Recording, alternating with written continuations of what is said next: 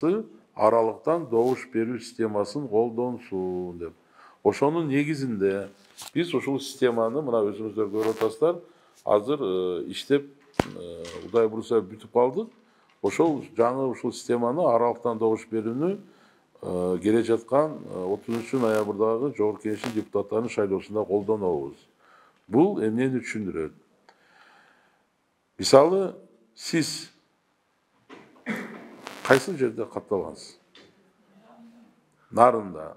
Мисалы, шайлоо күнү 30 ноябрда кандайдыр бир себептер менен жумуш сапары болобу, башка себептер менен сиз Таласта, Көлдө, Ошто, Баткенде, Жалал Абадта, же Америкада, Европада, Кытайда, Россияда жүрүп калдыңыз. Ошондо сиз 3 документтин негизинде, бул эл аралык паспорт, ID карт, ошондой эле баягы түндүк приложениясы телефондо. Ушул 3 документтин негизинде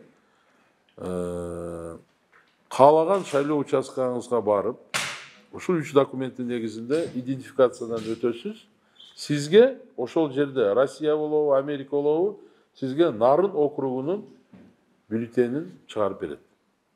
Ошол бюллетенде ошол Нарын округдагы талапкерлердин аты жөнү болот.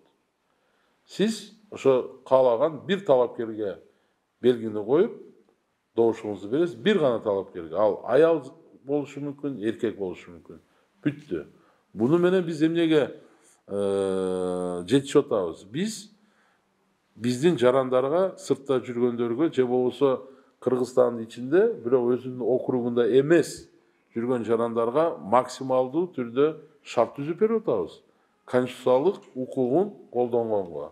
Себеби биздин жарандар шайлаганга деген бул укук, ал конституциялык ченем. Ошону биз камсыз кылуу максатта ушундай шарттарды түзүп берип атабыз. Бул жаңылык.